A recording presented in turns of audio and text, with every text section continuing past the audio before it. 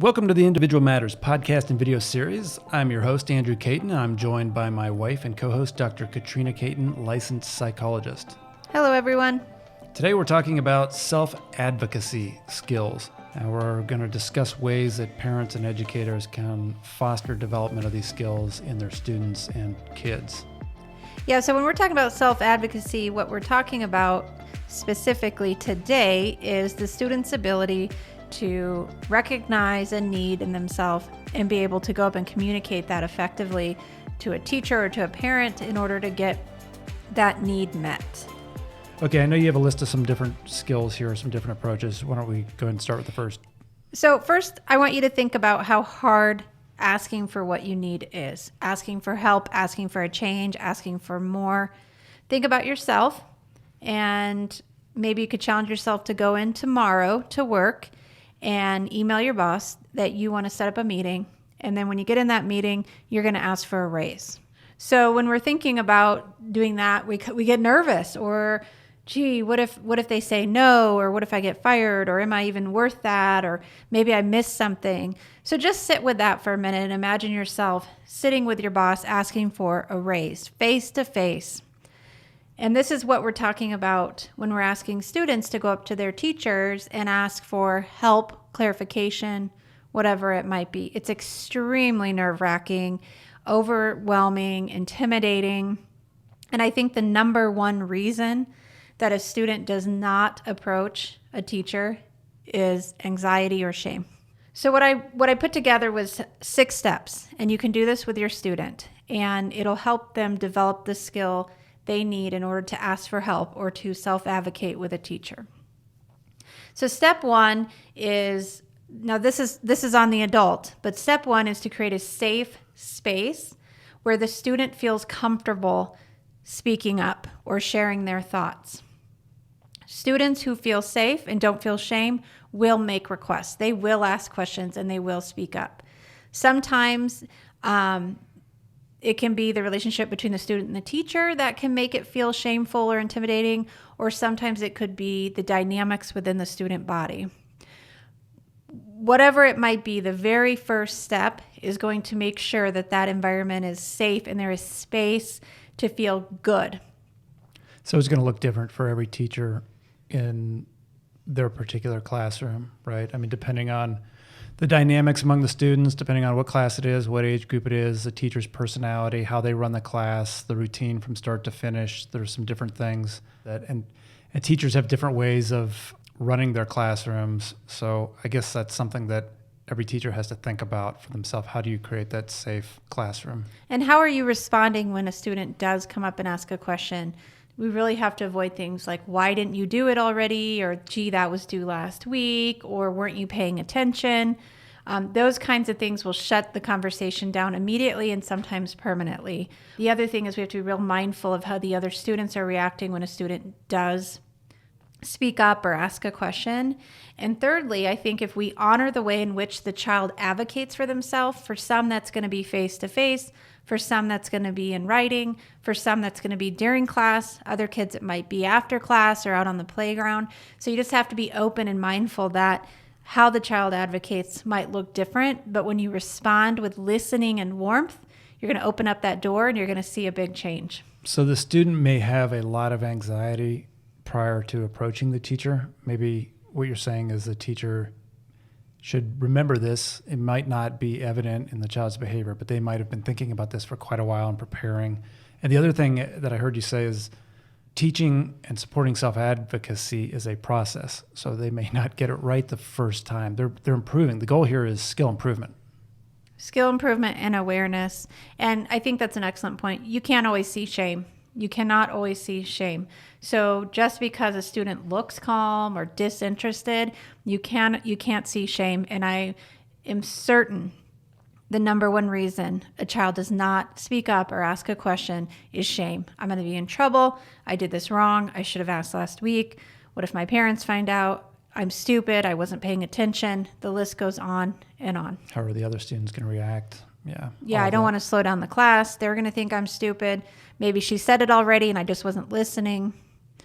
So shame can run pretty deep. What's the second one? Step 2 is you help the student identify and clarify what specifically is needed.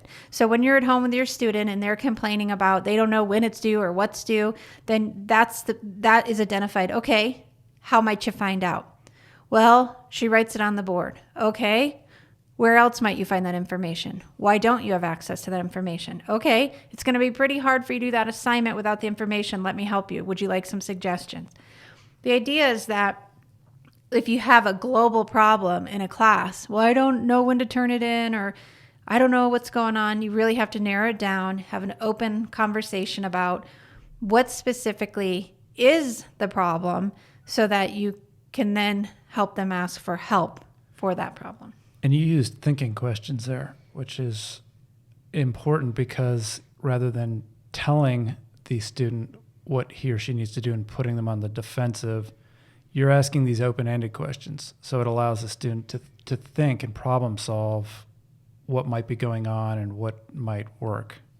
That's right. So they're doing the thinking. And the other piece of that is whatever you think it is, you're probably wrong. Just saying. As adults, we are not great at guessing what's going on. And so if we're able to ask those questions, we're going to get some pretty insightful responses. Can't really understate the value of asking questions. I mean, for any reason, not just for supporting advocacy. Just asking questions, asking students questions, and allowing them to think and work their way through it. Yeah, so if you're a visual thinker, I like to think about it if we had a big beach ball and they come to us, they hand us that beach ball, and then we just sort of gently volley it back to them. We're always kind of putting it back in their court. It also sends the message, you know what? I think you know better than me. I think you're the expert in this situation, and I think you can handle it. Mm-hmm. And it's a safe conversation, it sounds like. Okay, what's the next one? Step 3, this is when we have to explicitly teach self-advocacy skills. We can't be expecting a student to perform if there's no skill. So it may be a skill deficit, so you're going to explore different ways to speak up. If you were to ask that question, when would you ask it? When's a good time? Before class? After class? Okay, what might you say? Do you think you'd be more comfortable sending the email or raising your hand in the middle of class? If you do send the email, maybe would you like some suggestions on the way to word that kind of question? And then role playing is really effective here. So you can practice speaking up. That way the child can work through, or the student can work through some of the anxieties. And when they go in to ask the question or next time, they're ready to go. They've practiced and they know what they're going to ask, when they're going to ask. And this is really something that they can then use to explore, wow, that was really uncomfortable face to face. It was kind of awkward. I think I might send an email next time. Or, oh, that email took too long, so I sent the email last time, but now I think I'm ready to ask the question in person. Practicing before, that's a good point. I guess it's something we don't normally think about when it comes to self-advocating.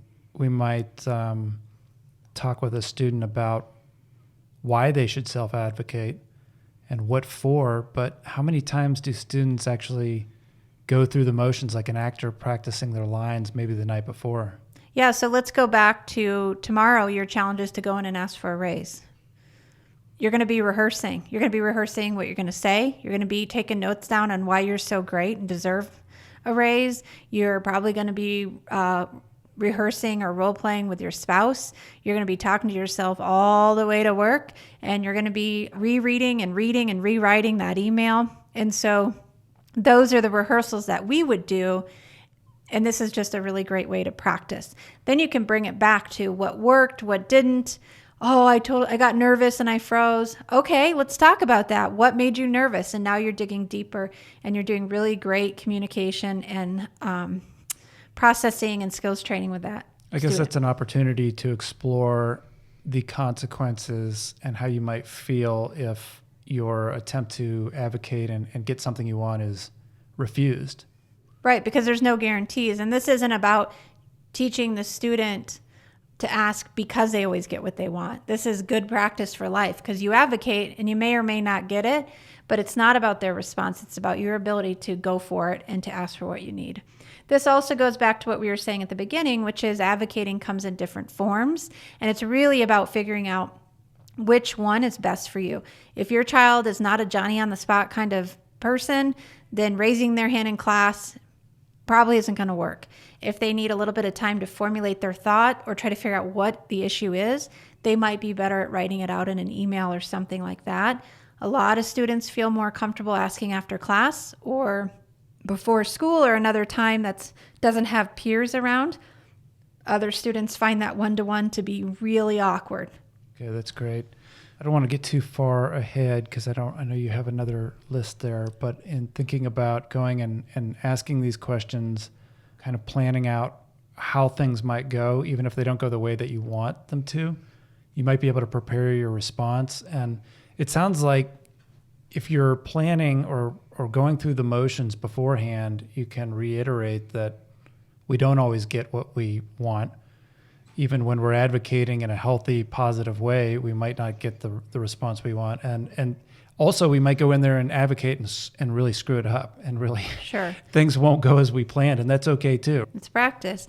And the other thing is I have found talking to students that they actually worry that the teacher is going to be disappointed in them for having not knowing what was going on or having not paid attention. And when we have this conversation, they're surprised when I tell them how impressed I think their teacher is going to be when they approach them. It's always like, really? Why would they be impressed when I wasn't paying attention? Or why would they be glad that I'm following up on something that's late? And so I think it is about having those conversations, because that barrier of what the teacher is going to think of them is what's creating some of that shame and anxiety. And that's not the case at all. So often it's the opposite, and they are just blown away and impressed by these students when they're able to do that. Students need to hear that. Probably gets easier the more that you do it. And then, of course, you're keeping that line of communication open with your teacher, which is always a good thing, especially as you move up in grades and then go to college. The more that you're in communication with your teacher or professor, the better. So you're already practicing that process and that relationship early on. And go back to asking for the raise. When you think about asking for a raise, you're not like, man, my boss is going to be so impressed with me today for asking this question. That's probably not the first thought. It's usually like, oh, I could get fired for something like this. So yeah, or if he says no, then what? Or she says no, then what do I do? Does yeah, that mean they're all your do I cards keep are working on the, here? Right. Then it's just going to be awkward later. All right. Okay, what's the next one you got? Okay, so the next one is step 4, and that's to process through the barriers. This can involve simply validating how difficult it can be. You can work on identifying some of those shame triggers that we were talking about earlier, or it can actually just be coming up with concrete solutions to very specific problems. So it could be like a brainstorming session. But the whole point here is that you're processing through, you're continuing to talk about it, and knowing that this is not a single time thing, but this is a process of becoming a self-advocate. So is this something you do before the student approaches their teacher? Is that what you're saying? They're thinking about all the different, basically what they want to ask for? Yeah, so once they determined, I'm going to go talk to my teacher tomorrow morning, then this might be an opportunity to say, how are you feeling about that? Are you a little bit nervous? That's normal. Little metacognition, kind of keeping track of how you feel through the process, being mindful of your feelings. And okay, that's good practice for anything. Sure. And then step 5 is to reinforce and celebrate even the smallest of victories. So, for example, your student might come home and did you ask? Did you raise your hand? No, but I thought about it. I thought about it today. I was close. And that's exciting, because then the student is mindful of speaking up in the moment, and that's where you want them. So we don't say, gee, what happened? Why didn't you? Or it's great. Look how much closer you got to your goal. You're going to get there. Okay, this is a journey, right? So it might not be a home run right out of the gates. I think I mixed metaphors there, but it's not, you don't have to hit a home run the first time, but we're working up to this, right? So every Small day. reinforcers, a little bit by little bit, go to bigger bits and bigger and bigger and bigger. Okay, and asking what went well. That's right. As opposed to what didn't, or why didn't you do this? Yeah, so it's really about celebrating those small victories towards that bigger goal.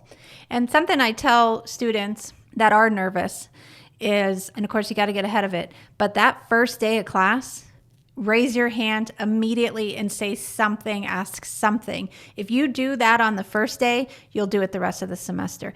The longer you wait to speak up, the bigger the anxiety monster gets and the harder it is to do it. So if you have kind of an anxious or cautious student, make sure you're talking about on the first day of class, say something, raise your hand. That will get you through that barrier and you will be good to go. And not everybody's going to be equally good at this. I think that's kind of obvious, but some individuals, some students will have a more difficult time. They'll get more tongue twisted. They'll forget what they have to say. As you said, the pressure or the anxiety may build up.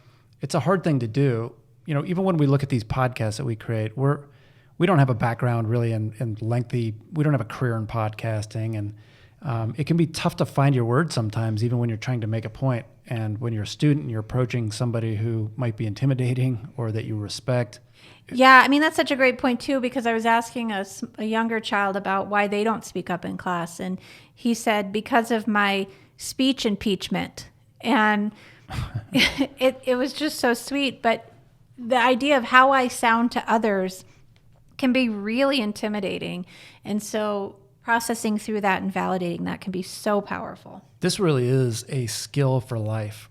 This is something that goes beyond the classroom, beyond primary and secondary school, beyond college, into a job, into asking for anything that you want, into being honest with yourself and honest with others. And it's really difficult to do. And if you can take some steps now as an educator or as a parent to start developing, these are skills that we might not think about as being difficult with our kids. Ironically, we ask them to do this all the time while we as adults maybe aren't so great at it ourselves. Exactly. Okay, then the last one is step 6. And this is after your child has spoken up or they've written the email and you're kind of closing that loop on, well, how'd it go? Or maybe they're still avoiding it and they have not asked, they have not raised their hand. Well, and then you can dig a little deeper because something else is going on there. And then circle back through 1 through 5 and see where they got hung up. Maybe it's not a safe environment. If you have a really cranky boss who's critical and likely to fire you, we wouldn't blame you for not going in and asking for what you want. So I think the thing is to go back through and see, is it a safe environment? Have they identified exactly what they need? Do they know how to ask? Have they decided on a format? Was it the right format? Maybe it was too much too soon. Are there other barriers that you missed? And did you miss a small victory? And now we've asked them to do more than they're ready for. So circling back around and going back through 1 through 5. What is really preventing them for asking for that help? Okay, good stuff. Anything else you want to add? Nope, that's all on this one. And we'll touch on this some more in future podcasts. Thanks for joining us. As always, you can find more information as well as resources on our website, individualmatters.org. We hope you'll join us at the next podcast where we'll continue to learn more about learning and share ways to help your student and yourself lead a more positive and fulfilling life.